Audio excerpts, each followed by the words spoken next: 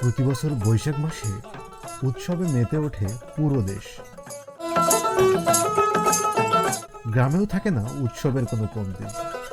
গ্রামে গ্রামে বসে বৈশাখী মেলা।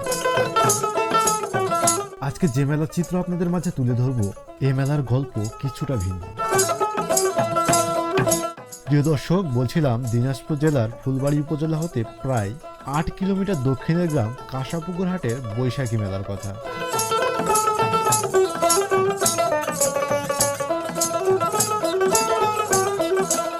এ মেলাটি প্রতি বছর বৈশাখ মাসের রবিবার দিনে আয়োজিত হয়।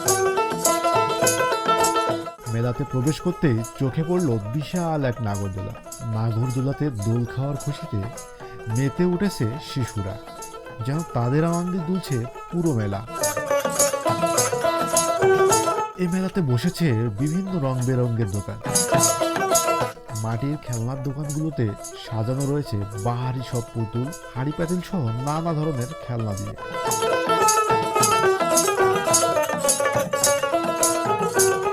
পাশে রয়েছে শিশুদের জন্য প্লাস্টিকের খেলনার দোকান, যেখানে গাড়ি, বল, বন্দুক সহ নানা ধরনের খেলনার সমাহার। কসমেটিক্সের দোকানগুলোতে ভিড় জমিয়েছে তরুণীরা। উদ্দেশ্য চুড়ি আর সাজগোজের সামগ্রী কেনার। খাবারের দোকানগুলোতেও জমজমাট ব্যাপার। ঝালমুড়ি, পেঁয়াজু, চপ আর টক মিষ্টি আচারের সুবাসে ভরে গেছে যেন চারপাশ।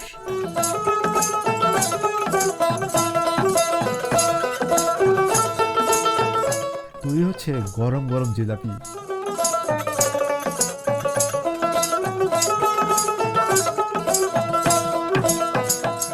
আর কিছু কিছু দোকানে পাওয়া যাচ্ছে মৌসুমী সব দেশীয় ফল।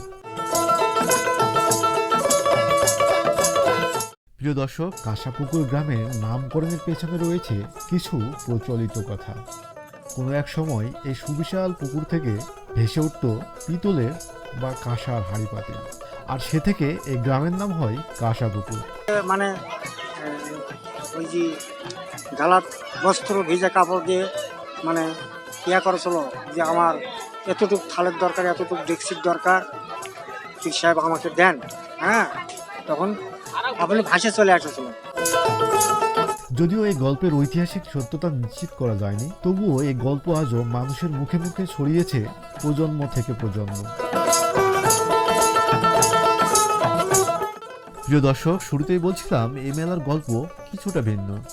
কাঁসাপুকুরের এই সুবিশাল পুকুরকে কেন্দ্র করে মেলার একপাশে চলছে সনাতন ধর্মাবলম্বীদের পুজো বা মানত, আর অন্যদিকে চলমান মাজারের কার্যক্রম।